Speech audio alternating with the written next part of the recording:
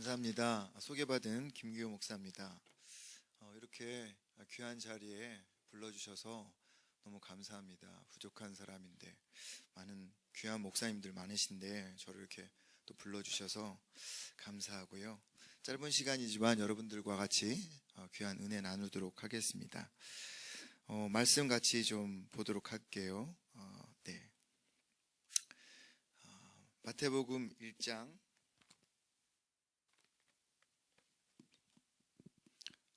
21절부터 23절까지 우리 한 목소리로 같이 읽어보겠습니다.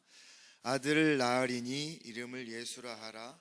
이는 그가 자기 백성을 그들의 죄에서 구원할 자심이라 하니라. 이 모든 일이 된 것은 주께서 선지자로 하신 말씀을 이루려 하심이니 이르시되 보라 처녀가 잉태하여 아들을 낳을 것이요 그의 이름은 임마누엘이라 하리라 하셨으나 이를 버럭한즉 하나님이 우리와 함께 계시다 함이라. 아멘. 이제 나이가 먹어서 그런지 글자가 잘 안 보이기도 합니다. 예전에는 파릇파릇했는데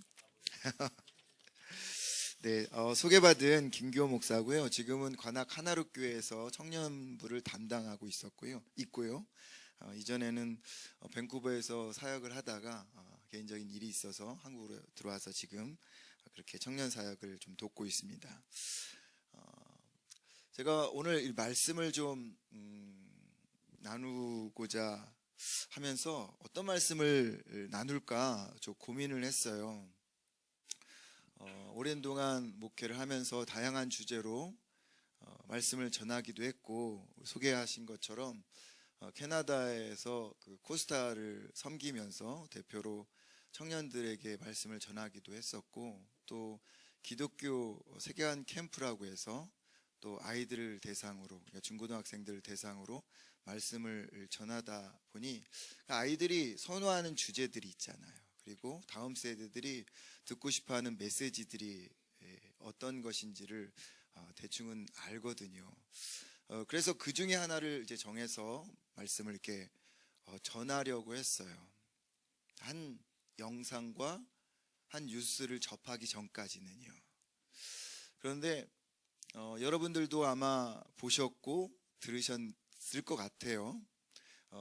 지난 2월 8일 켄터키 에즈버리 대학에서 일어났던 그 사건들을 제가 접하기 전까지는 그런 주제로 설교를 전해야 되겠다 생각을 했는데, 그 예배 영상을 보고 그 뉴스를 보면서 같이 참여하면서 제 마음에 드는 그런 생각들이 좀 있었습니다. 물론 그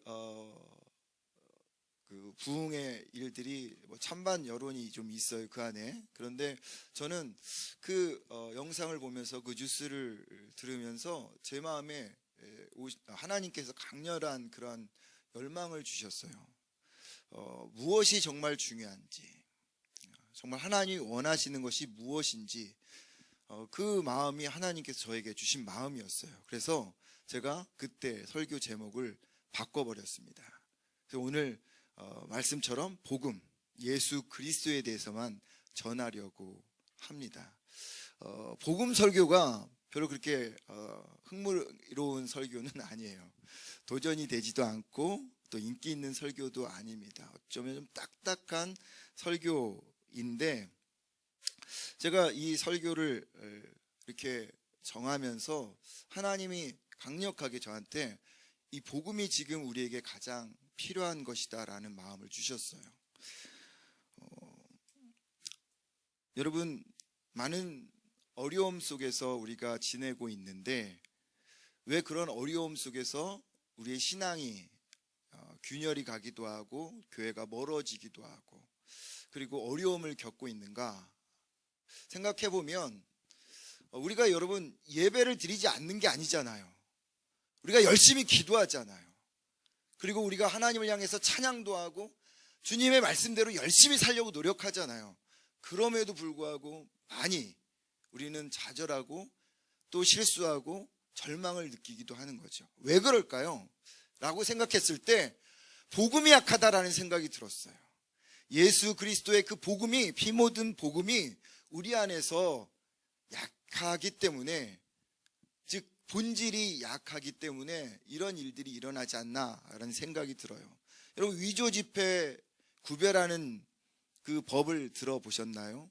위조 지폐를, 가짜 지폐를 이제 구별하는 사람들은요, 가짜 지폐를 보고 해서 가짜 지폐를 찾아내는 게 아니라 진짜를 보고 또 진짜를 보고 진짜를 봐서 비로소 가짜를 찾아낸다는 거죠. 진짜 같은 가짜가 너무 많은 이 세상 속에서 진짜를 봐야지만 비로소 가짜가 보인다라고 하는 것입니다.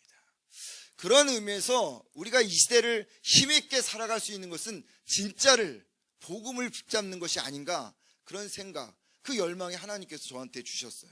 그래서 오늘 여러분들과 이 말씀을 나누려고 해요. 여러분, 제자들의 이야기를 다룬 사도행전을 보면요, 사도행전 때 그 시대가 오늘날 우리 시대보다 여러분 더 좋았던 시대입니까? 아니잖아요. 더 악하고 어렵고 힘든 조건과 상황이었어요. 그런데 그 제자들이 승리했잖아요. 승리의 이야기로 끝난 이유가 뭘까요? 그들에게는 복음만 있었습니다. 그들에게는 진짜만 있었기 때문에 가짜를 이겨낼 수 있었다는 거죠. 그러기에 우리에게 필요한 것은 복음이다, 예수 그리스도다라고 하는 생각인 거죠. 저는 여러분, 어떻게 살 것인가 너무 중요해요. 그러나 여러분, 어떻게 살 것인가 보다는 우리에게 있어서 본질은 무엇이고 복음은 무엇이고 예수 그리스도는 무엇인가를 알면 어떻게 살 것인가, 그리고 어떻게 생각할 것인가, 이건 자연스럽게 다 해결될 수 있다고 저는 생각합니다. 고린도전서 1장 18절의 말씀처럼 십자가의 도가 멸망하는 자에게는 미련한 것이고 구원을 받는 우리에게는 하나님의 능력이라고 이야기를 했는데, 이 복음 설교가 어떤 이들에겐 딱딱하게 들릴 것이고 흥미롭지 않고 별로 마음에 와 닿지 않는 사람도 있을 것 같아요.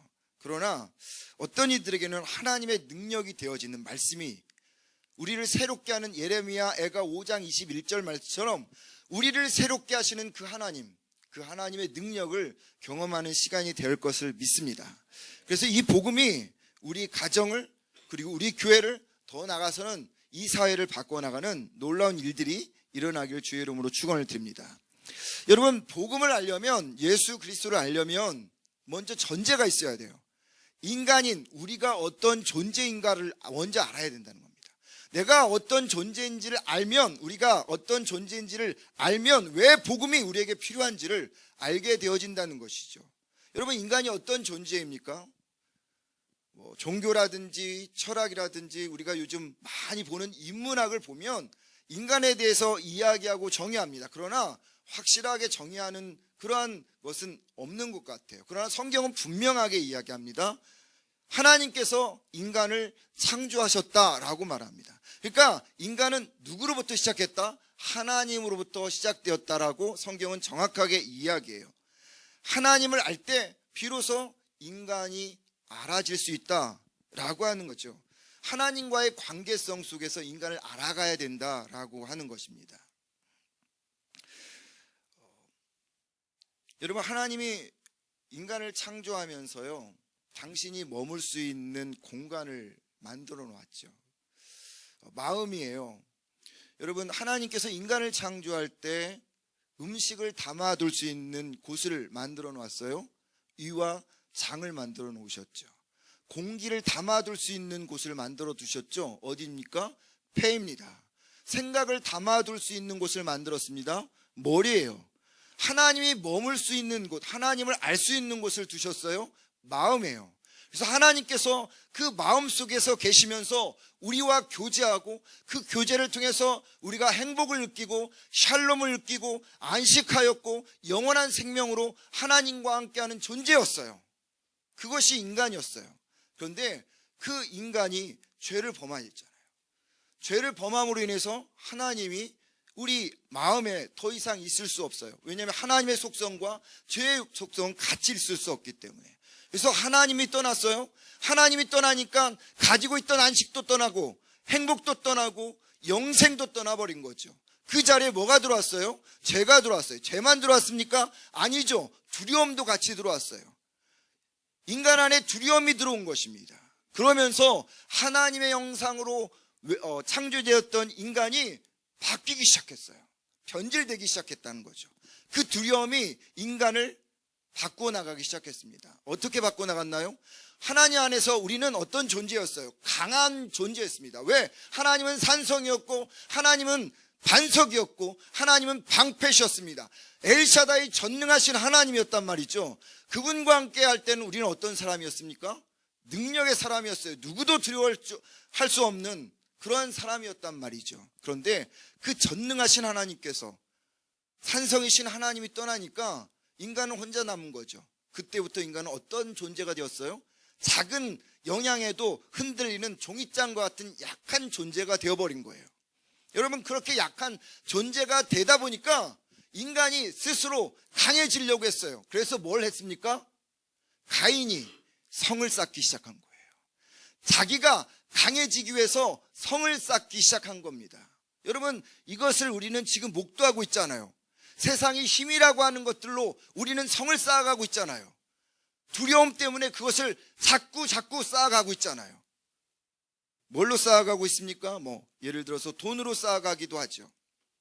또 성공이라고 하는 것, 스펙이라고 하는 것, 혹은 좋은 차로, 제가 모닝차 타고 오다 보면 갑자기 확 들어오는 차들이 있어요. 다른 차들 사이에서 끼어들지는 않는데 제 차 앞으로 쑥쑥 들어오는 차들 보면 살짝 여러분, 그런 페라리라든지 아니면 벤츠라든지 BMW 이런 것들로 자기를 드러내고 싶어하는 사람들의 모습. 세상은 힘을 가지고 심지어는 전쟁을 통해서 성을 쌓으려고 해요. 그런데 여러분, 그렇게 쌓으면 쌓을수록 인간이 강해집니까? 아니죠. 인간은 강해질 수가 없어요. 왜? 유일한 강함은 누구에게 있기 때문에? 하나님에게 있기 때문에. 인간은 약할 수밖에 없는 존재예요. 그래서 스스로 자꾸 쌓아가는 그런 인간의 모습으로 바뀌었다는 거죠. 나약하고 연약한 존재로 바뀐 것입니다. 두 번째로는요, 여러분, 이타적인 존재, 하나님과 하나 되어진 존재여서 이기적인 존재로 바뀌어버린 거예요. 삼위일체 하나님과 함께 했을 때는 우리는 하나였습니다. 분열이 있지 않았어요. 서로를 사랑하고 아껴주는 존재였어요. 그런데 하나님이 떠나니까, 삼위일체 하나님이 떠나니까 뭐가 들어오기 시작했어요? 이기심이 들어왔습니다. 그리고 분열하기 시작했어요. 이곳저곳에서 분열하죠. 여러분, 대표적인 사람이 아담이잖아요. 아담이 처음 하와를 봤을 때 뭐라고 이야기합니까? 내 뼈 중에 뼈요, 내 살 중에 살이라고 이야기하다가 하나님이 떠나니까 어떻게 해야 합니까? 이 사람 때문에 내가 이렇게 선악과를 먹었다고. 여러분, 그것이 인간이에요. 하나님이 떠난 곳에는 뭐만 남아있을 뿐입니까? 깨어짐, 분열밖에 남아있지 않다라고 하는 것이에요. 여러분, 왜 세상이 이렇게 정의롭지 못합니까? 왜 이렇게 추악합니까? 오늘도 왜 이해할 수 없는 일들이 왜 이곳저곳에서 이렇게 일어납니까? 하나님이 없어서요? 정치를 잘 못해서요? 경제가 엉망이어서 그렇습니까? 아니죠. 하나님이 떠난 자리, 그곳에 이기심이 차지했기 때문에 그래요. 그래서 그 이기심 때문에 분열되었죠. 나가는 것입니다. 세상의 문제는요, 절대로 현상의 문제가 아니에요. 인간의 문제에 있습니다. 여러분, 인간이 또 어떻게 바뀌었나요? 기준을 잃어버렸어요. 기준을 상실해버렸습니다. 하나님과 할 때는 악과 선, 옳고 그름은 기준은 누구였을까요? 하나님이었어요. 하나님이 선이었고 하나님이 그 선과 악을 나누고 옳고 그름을 나눴어요. 그런데 하나님이 떠나자 선, 악의 기준이 없어져 버렸어요. 그러니까 인간이 스스로 선, 악의 기준이 되어버린 거죠. 옳고 그름의 기준이 되어버리려고 노력한 거죠. 그래서 어떤 일이 벌어집니까? 판단 능력이 사라져 버렸어요. 그래서 어이없는 일들을 행하게 되어지는 거죠. 어이없는 일을 행한 대표적인 사람이 누굽니까? 가인이잖아요. 동생을 죽였잖아요. 선과 악을 잃어버리니까 여러분, 형이 동생을 죽이는 일이 벌어지는 거예요. 또 사사시대 때는 어떤 일이 벌어졌습니까? 레위의 그 아내였던 사람을 기브아에 있던 베냐민 지파 사람들이 윤관하면서 죽이는 일들이 벌어지잖아요. 왜 그렇습니까? 하나님을 떠나서 기준이 자기가 되었기 때문에 그런 거예요. 이것이 인간의 모습이라는 것입니다. 여러분, 이 시대를 포스트모더니즘의 시대라고 이야기를 하죠. 포스트모더니즘을 정의하면 진리가 파괴되어지고 가치가 깨어지는 시대는 거예요. 그래서 이전에 진리라고 생각했던 것, 이전에 가치라고 생각했던 것들이 자기 주관에 따라서, 자기 생각에 따라서 다시 해석해서 내가 맞으면 진리고 내가 옳으면 진리라고 생각하는 것이 포스트모더니즘의 사조죠. 여러분, 이것이 사사기 시대를 그대로 가지고 와서 각자 자기의 소견에 옳은 대로 행했던 그 사다시대의 모습을 똑같이 하고 있는 거예요. 그게 무슨 얘기입니까? 기준이 자기가 되어버린 것이에요. 하나님의 기준이 아니라. 그래서 어이없는 일, 판단 능력을 잃어버렸기 때문에 분별 없는 행동들을 하는 인간들이 이곳저곳에서 나타나는 것입니다. 여러분, 또 하나, 인간이 하나님을 떠나자 어떤 존재가 됐어요? 현실을 직시하지 않았어요. 자기를 인정하지 않는 존재가 되어버렸습니다. 하나님께서 가인에게 물어보죠. 내 아우 아벨이 어디 있느냐? 그러자 가인이 뭐라고 이야기합니까? 내가 내 아우를 지키는 자입니까? 하나님이 떠난 자들의 소리예요. 자기의 본 모습을 인정하지 않는 자의 모습, 현실에서 도피하는 존재의 모습. 여러분, 우리가 살고 있는 이 땅 얼마나 위선과 그리고 얼마나 가면들이 이곳저곳에서 난무합니까? 남의 눈에는 여러분 티눈 보면서 내 눈에 들보를 보지 못하는 우리 시대의 모습. 내가 하면 뭐라고 하죠? 네, 로맨스고 다른 사람이 하면 불륜이 되어버리는 이런 모습들. 여러분, 이것이 왜 나타나고 있을까요? 왜 이런 위장과 이런 즉시 자기를 바라보지 못하는 현실 도피와 같은 일들이 일어나나요? 하나님이 떠났기 때문입니다. 하나님께서 우리 안에 계시지 않기 때문에. 그래서 인간은요, 하나님이 떠난 이후로부터 양파의 양파, 까도 모르는, 속도 모르는, 그 속을 알 수 없는 존재가 인간이라고 하는 겁니다. 결국 이 연약함과 그리고 이기심으로 가득 차고 그리고 기준을 상실을 해버렸고 현실을 도피한 인간의 이 모습의 최종의 결과는 뭘까요? 그게 죽음인 거죠. 그것도 영원한 죽음이에요. 살아있는 것 같지만 코마 상태, 무의식, 아무런 의식이 없는 그런 상태가 인간의 모습이라고 하는 것이죠. 여러분, 이것이 인간의 모습이에요. 그렇기 때문에 이 인간의 모습을 해결하기 위해서 예수 그리스도가 이 땅에 오신 것입니다. 하나님께서 이 난제를 직접 해결하시려고, 사람이 해결해 보려고 했지만 안 되니까 하나님께서 직접 그 상황을 해결하기 위해서 이 땅에 오신 거죠. 세상에 예수 그리스도를 보내신 것입니다. 이 세상에 퍼져 있는 이 죄의 바이러스를 단 한 방에 날려버릴 백신을 보내신 거예요. 그분이 예수 그리스도이신 것입니다. 여러분, 이 예수 그리스도는 그래서 메시아이시고 이분은 왕의 하나님이십니다. 우리에게 왕이십니다. 오늘 본문을 보면요, 아들을 낳으리니 이름을 예수라 하라. 이는 그가 자기 백성을 그들의 죄에서 구원할 자심이라 라고 이야기합니다. 예수를 메시아라고 이야기합니다. 구원자라고 이야기합니다. 여러분, 세상은 죄라는 이 불치병을 고치기 위해서 많은 치료제를 만들어냈죠. 종교가, 과학이, 철학이 다양한 치료제를 내놓았지만 사이드 이펙트, 부작용만 만들어냈어요. 왜 그럴까요? 왜 부작용만 자꾸 양산할까요? 인간의 모습이 어떤 존재이기 때문에요? 불안한 존재이기 때문에 그래요. 불안한 존재에게서 완벽한 치료제가 나올 수 있나요? 없어요. 그 인간이 만들어낸 다양한 치료제는 인간을 치료할 수가 없습니다. 그래서 하나님이, 완전하신 하나님께서 이 땅에 직접 오신 거예요. 그분이 치료제가 되어서 이 땅에 오신 거라는 거죠. 여러분, 그래서 예수 그리스도를 통해서 우리가 우리 안에 퍼져 있는 이 죄의 바이러스를 다 없애버린 것이죠. 히브리서 9장 12절의 말씀은 이렇게 이야기합니다.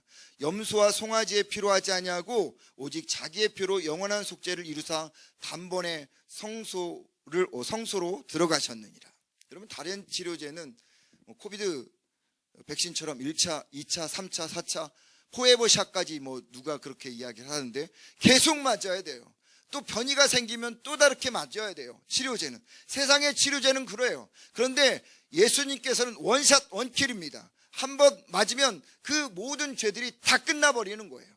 그래서 단번에 우리에게 오셔서 그 모든 것들을 해결하신 이 예수 그리스도, 그분이 누구라고요? 메시아시고 구세주라고 하는 겁니다. 그런데 이 구세주이신 이 메시아신 예수님께서 뭐라고 이야기하냐면, 성경은 오늘 소개하기를 자기 백성을 그들의 죄에서 구원할 자라고 소개하고 있습니다. 이 말은 무슨 얘기입니까? 자기의 백성, 즉 예수 그리스도가 왕이라는 것입니다. 온 우주의 왕이라는 거예요. 창조주 하나님이라고 하는 것입니다. 하나님께서 아끼던 신하를 보낸 게 아니에요. 힘센 장군을 보낸 게 아니에요. 당신이 직접 세상에 오셨어요. 여러분, 당신이 직접 세상에 오신 이 일이 합리적입니까? 효율적입니까? 여러분, 이 일이 경제적입니까? 그렇지 않죠. 비효율적이고 비경제적이고 비합리적이에요. 왜냐하면 왕이 굳이 올 필요가 없어요. 하나님은요, 에덴 동산에서 실패한 아담과 하와를 어떻게 하면 돼요? 없애버리고 새롭게 시작하면 되는 것입니다. 그러면 하나님께서 이 땅에 오실 이유가 없어요. 그리고 지금 우리는 여전히 에덴 동산에서 살고 있게 되어지는 것입니다. 그런데 하나님께서는, 왕이신 하나님께서는 그렇게 하지 않았어요. 비경제적이고 비효율적이고 비합리적인 일을 실제적으로 행하신 거예요. 왜일까요? 그게 사랑이기 때문에 그래요. 여러분, 사랑은 비효율적인 일을 하게 합니다. 사랑은 비경제적인 일을 하게 합니다. 혹시 여러분들 중에 사랑하는 사람인데 좀 마음에 안 들면 버립니까? 바꿉니까? 네, 그러면 우리 집사람 한 10번은 바꿨을 겁니다. 제가 죄송합니다. 그런 일 없지만 여러분, 사랑은요 그렇게 하는 게 아니죠. 비경제적인 일이랄지라도 비효율적인 일이랄지라도 내가 사랑하기 때문에 그 일을 하게 하는 것입니다. 왕이신 하나님께서 아끼던 신하를 보낸 게 아니라 당신이 직접 온 것은 사랑하기 때문에 그런 거예요. 이 땅을 사랑하기 위해서 우리를 구원해 주시기에 오신 거예요. 그런데 그분이 어떻게 이 세상을 사랑하셨습니까? 십자가로 사랑하셨다는 거예요. 십자가로. 베드로전서 2장 23절의 말씀에 친히 나무에 달려 그 몸으로 우리의 죄를 담당하셨다라고 이야기해요. 예수님이 하신 방법은 십자가였어요. 근데 그 십자가가 어떤 십자가입니까? 갈라디아서 3장 13절, 그리스도께서 우리를 위하여 저주를 받은 바 되사 율법의 저주에서 우리를 속량하셨으니 기록된 바 나무에 달린 자마다 저주 아래 있는 자라. 십자가가 저주라는 거예요. 누구도 싫어하는 그 저주, 그게 십자가라는 겁니다. 그런데 누구도 싫어하고 아무도 원하지 않는 그 십자가를 예수님께서 담당하셨어요. 왜입니까? 사랑하기 때문에. 근데 더 중요한 게 있어요. 이게 반전이에요, 반전. 여러분, 억지로 지셨나요? 하기 싫어서 여러분 구레엘 시묘처럼 억지로 그냥 지어 이 십자가를 지셨나요? 성경은 뭐라고 이야기합니까? 친히 나무에 달렸다라고 했어요. 친이라는 뜻이 무슨 뜻입니까? 자발적인, 자원하는 마음으로 기꺼이라는 뜻이에요. 최악의 십자가고 고통의 십자가인데 그 고통의 십자가를, 그 재앙의 십자가를 알면서도 왕이신 하나님은 자원하는 마음으로 기꺼이 그것을 지셨다라고 하는 거죠. 사랑하기 때문에.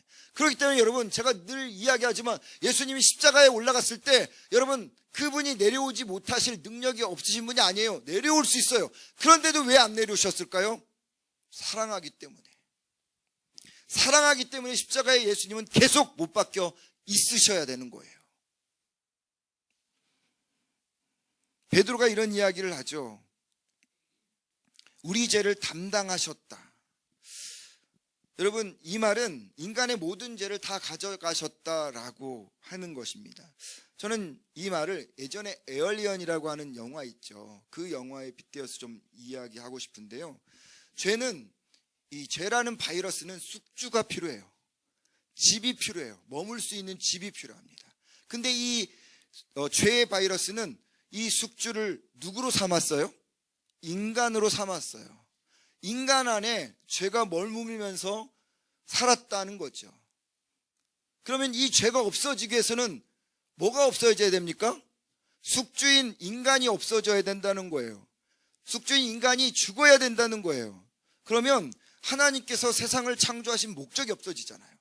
인간을 죽어버리는다면 하나님께서 세상을 창조하실 이유가 없는 거죠. 그래서 하나님께서 어떻게 하셨어요? 예수님께 인간의 모든 죄의 것들을 다 집어넣으신 거예요.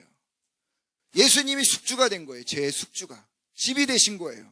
그리고 예수님이 십자가에 올라가서 죽는 순간 인간의 모든 죄가 그 예수님과 함께 그곳에서 같이 죽어버린 것입니다. 더 이상 죄는 살아날 수가 없어요. 왜요? 숙주가 죽어버렸기 때문에. 집이 죽어버렸기 때문에.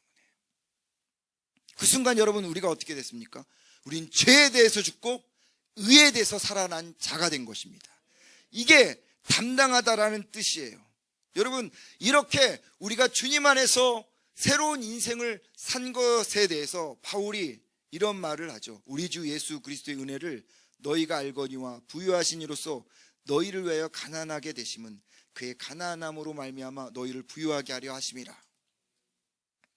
여러분 어떤 부유인가요? 그분이 그렇게 십자가에 죽으심으로써 우리가 의에 대해서 살았는데 그 의에 대한 그 부유함이 무엇인가요? 그건 우리에게 주님께서 죽으심으로 살 길을 열어놓으신 것입니다. 그러므로 형제들아 우리가 예수의 피를 힘입어 성소에 들어갈 담력을 얻었나니 그 길은 우리를 위하여 휘장 가운데 열어놓으신 듯 새로운 살 길이라 우리에게 영생의 길을 열어놓으신 것입니다. 그분을 믿으면 우리가 새롭게 주님 안에서 다시 하나님과 하나 되어서 일그러지고 뒤틀려졌던 그 형상이 하나님의 형상으로 바뀌어진다는 것이에요. 두 번째 여러분, 우리가 그분이 죽으심으로 말미암아 자유를 얻게 되었어요. 아멘. 하나님 안에서 자유함을 경험하게 되는 사람입니다. 주의 성령이 내게 임하셨으니 이는 가난한 자에게 복음을 전하게 하시려고 내게 기름을 부으시고 나를 보내사 포로된 자에게 자유를 눈먼 자에게 다시 보게 함을 전파하려 눌린 자를 자유롭게 하였다. 여러분 어둠의 견고한 진들로부터 묶여있던 이 영이 자유하게 된 것이에요. 심적으로 정서적으로 묶여있던 이 마음이 주님으로 말미암아 자유함을 경험하게 된 것입니다. 예수 그리스도의 그 피로 말미암아 우리의 육체가 우리의 질병으로부터 건짐을 받는 역사가 일어나게 되어진 것이죠. 사회적으로 문화적으로 이 모든 장벽들이 무너지는 역사가, 그래서 자유함을 경험하는, 마치 다윗이 하나님의 법궤 앞에서 춤을 추듯이 우리 역시도 그분의 보혈의 피로 말미암아 춤추는 자가 되어 자유함으로 춤추는 자가 되었다는 것입니다. 그리고 주님께서 죽으심으로 말미암아 우리가 어떻게 되었나요? 다시 하나님 안에서 진정한 샬롬을 얻게 되었습니다. 깨어지고 부서졌던 것들이 하나가 되어지는 거예요. 그래서 여러분 복음이 들어가는 그 가정 안에는 변화의 역사가 일어나잖아요. 부부 사이에 상처받고 깨어진 그곳에 예수 그리스도의 보혈이 들어가면, 여러분 진짜 들어가면 다시 하나가 되잖아요. 공동체가, 교회가 서로 이기심으로 서로가 자기가 잘났다고 싸우다가 깨진 그곳에 진짜 복음이 들어가면 하나가 되어지는 역사가 일어나는 것입니다.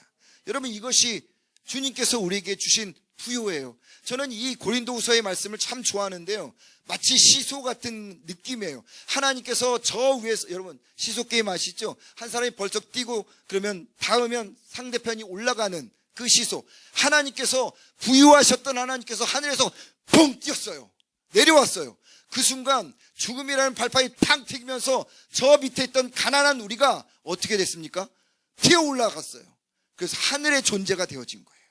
그것이 부유함입니다. 하나님께서 산길을 주셨고 자유함을 주셨고 하나됨의 그런 역사를 우리를 통해서 부유한 자리로 이끄신 거예요. 여러분 이 사건, 그래서 주님은 우리에게 이 모든 축복을 허락해 주셨습니다. 근데 여러분 놀라운 사실은 주님은 가난함에 머물러 있지 않았어요. 예수님은 죽음이라는 감옥에서 3일 동안 머무시면서 죽음이 정한 만기 길을 다 채우시고 출소하신 것입니다. 더 이상 죄가 우리를 고소할 수가 없어요. 그분을 믿는 우리도 죄가 더 이상 고소할 수 없게 되어버렸다는 것입니다. 그래서 완전한 자유함을 경험한 거예요. 그리고 그렇게 살아가는 존재가 된 것이에요, 우리가. 네, 놀라운 사실이 있습니다. 이것이 복음이에요. 굿뉴스예요. 이 모든 것을 붙잡으면 우리는 새로운 인생을 살 수 있습니다. 그런데 여러분, 이 복음, 이 가스펠이요, 이미 하나님이 오래전에 계획했다는 것입니다. 하나님께서 그냥 즉흥적으로 만들어 놓은 것이 아니라 이미 우리를 위해서 오래전에 계획하고 계셨다고 하는 거예요. 내가 시초로부터 종말을 알리며 아직 이르지 아니한 일을 애적부터 보이고 이르기를 나의 뜻이 설 것이니 내가 나의 모든 기뻐하는 것을 이루리라. 곧 창세전에 그리스도 안에서 우리를 택하사 우리로 사랑 안에서 그 앞에 거룩하고 흠이 없게 하시려고 그 기쁘신 뜻대로 우리를 예정하사 예수 그리스도로 말미암아 자기 아들이 되게 하셨으니, 무슨 얘기입니까? 하나님께서는 마치 부모님처럼 태어나는 아기를 위해서 요람을 준비하고 놀이기구를 준비하고 이쁜 옷을 준비하듯이 우리를 위해서, 사랑하는 우리를 위해서 예수 그리스도 이 복음의 사건을 이미 준비하고 계셨다고 하는 거예요. 더 놀라운 것은 이 복음이 뭐라고요? 공짜라는 것입니다. 선물이라는 것이죠. 주님께서 우리에게 주신 선물, 너희는 그 은혜로 인하여 믿음으로 말미암아 구원을 받았으니 이것은 너희에게서 난 것 아니요 하나님의 선물이라고 하는 것입니다. 선물을 여러분 돈 주고 받습니까? 그렇지 않죠. 공짜잖아요. 그저 거저 주는 것이잖아요. 주님께서는 이 모든 것들을 다 만들어 주시고 우리에게 돈 내놔 라고 하지 않았어요. 주님께서는 다 주시면서 이건 공짜라고 이야기하는 것입니다. 세상의 논리를 따지자면 우리가 받을 수 있는 자격이 있나요? 다 꽝이잖아요. 다 자격 미달이잖아요. 그런데 그 주님께서 우리에게 이 복음을 공짜로 선물로 주셨다는 것입니다. 주님께서는 또 하나, 여러분, 이 복음을 통해서 우리에게 말씀하시는 것은요, 복음은 절대 사람을 가리지 않는다는 것입니다. 차별하지 않는다는 거예요. 저같이, 제가 이 모닝을 자꾸 얘기하다 보니까 여기에 열등감이 있는 건지 모르겠지만 제가 모닝을 타도 여러분 저는 구원받습니다. 왜요? 예수님이 저의 주가 되시기 때문에. 페라리 타는 사람도 여러분 주를 믿으면 그 사람도 여러분 그 복음을 누릴 수 있는 사람입니다. 마찬가지예요. 여러분, 중독된 사람이든 사형을 앞둔 사람이든 뭐 동성애자든 주님을 만나면, 주님을 그의 삶의 주인으로 모시면 그의 인생이 바뀌는 거예요. 하나님은 차별하지 않아요. 누구든 다 똑같이 대변한다고 하는 것입니다. 마지막으로 여러분, 이 복음은요, 허구가 아니라는 거죠. 역사적인 사실이라는 것입니다. 1945년 8월 15일, 1950년 6월 25일, 지금으로부터 73년 전에 광복이 일어났고 여러분 6.25가 일어났습니다. 그런데 78년이 지나고 73년이 지나니까 8월 16일이 됐나요?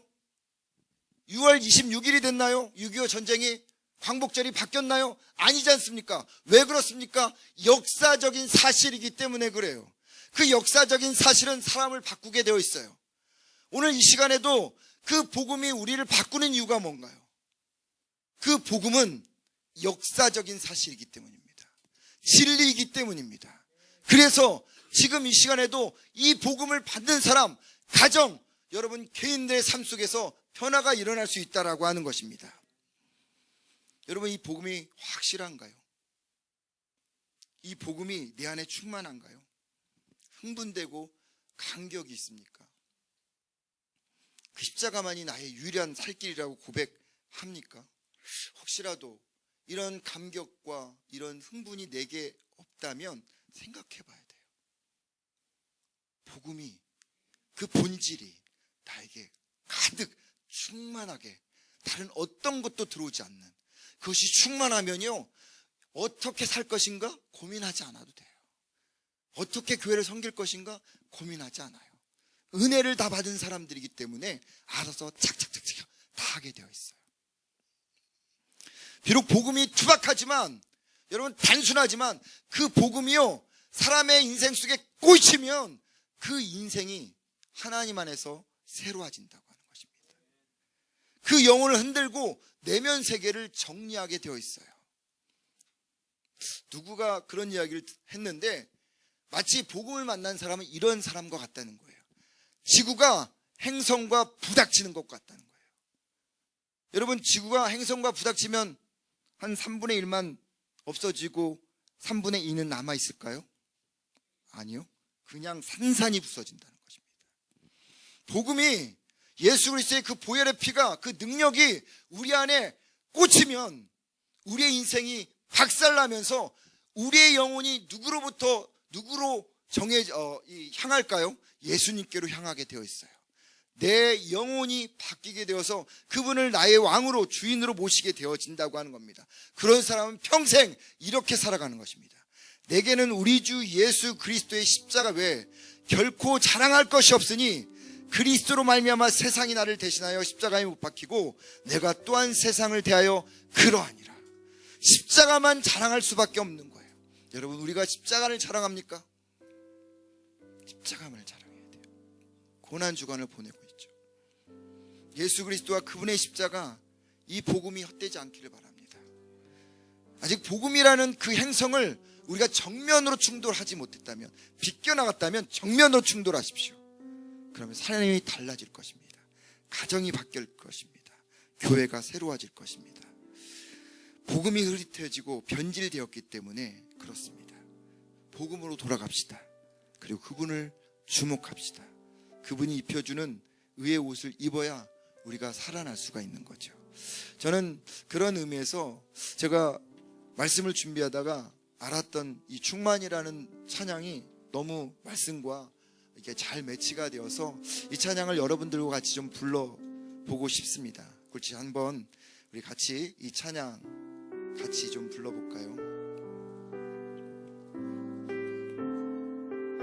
무명이어도 공허하지 않는 것은, 무명이어도 공허하지 않는 것은 예수 안에 날 만족함이라.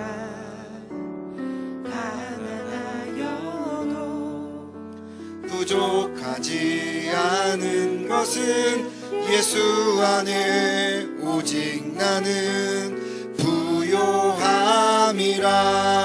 고난 중에도 견뎌낼 수 있는 것은, 고난 중에도 견뎌낼 수 있는 것은 주의 계획 믿기 때문이라. 실패하여도 일어설 수 있는 것은 예수 안에 오직 나는 승리함이라. 아멘. 난 예수로 충만하네. 예수로 충만하네. 난 예수로 충만한 예수로 충만하네. 영원한 왕 내 안에 살아계시네. 내 몸이 약해도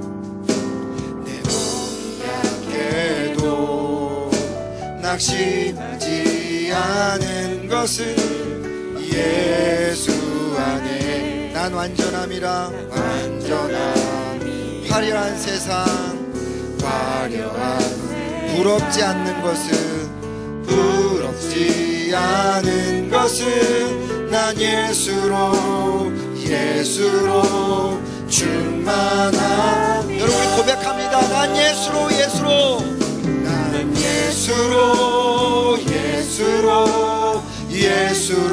충만하네. 세상 모든 것들도 부럽지 않네. 난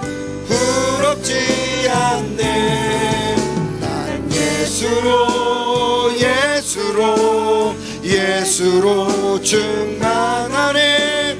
영원한 왕 내 안에 살아게. 난 예수로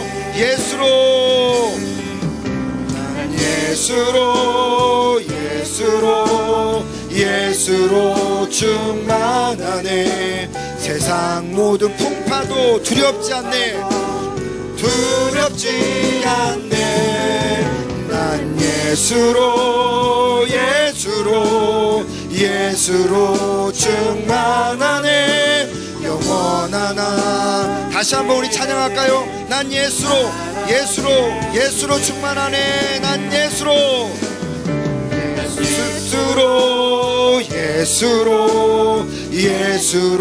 충만. 세상 모든 것들도 부드럽지 않네.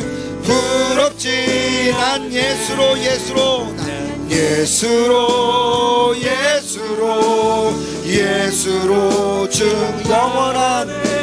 영원한 한. 우리 마지막으로 다시 한번 찬양합니다. 난 예수로 충만하네.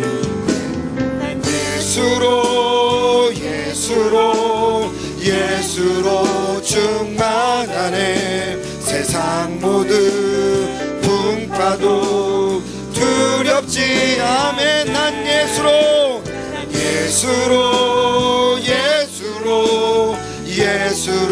충만. 영원한 왕 내 안에 살아계심. 우리 한 가지만 놓고 기도하겠습니다. 내가 복음 위에 바로 서 있는지, 내가 서 있는 복음이 튼튼한지, 혹시 나는 복음과 상관없는 나의 노력과 행위로 예수를 믿고 있지 않는지, 그러다가 피곤해지고 실족해지고 의심이 생기고 주님과 멀어진 모습이 있다면 우리가 다시 예수 그리스도 안에서 그 복음 앞에서 우리를 다시 한번 체크하는 시간이 되었으면 좋겠습니다.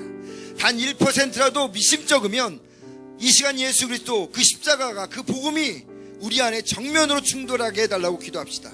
그래서 내 영과 내 마음과 육이 주님으로 정리가 되어지고 그분이 나의 왕으로 오셔서 나를 이끌어 달라고 기도합시다. 이 하나님의 능력이 나의 삶 속에서, 나의 가정 안에서, 우리 교회 안에서 일어나서 주님, 내가 십자가만을 자랑하며 살겠습니다. 내가 예수님만을 자랑하며 살겠습니다. 내가 복음만을 자랑하며 살겠습니다. 이런 마음으로 우리가 함께 이 시간 기도하겠습니다. 기도합니다. 사랑이 많으신 아버지 하나님, 오늘 시간 기도합니다. 주께서 역사해 주시고 인도하셔서 우리가 주님 안에서 예수 그리스도의 그 은혜 안에서 살아가는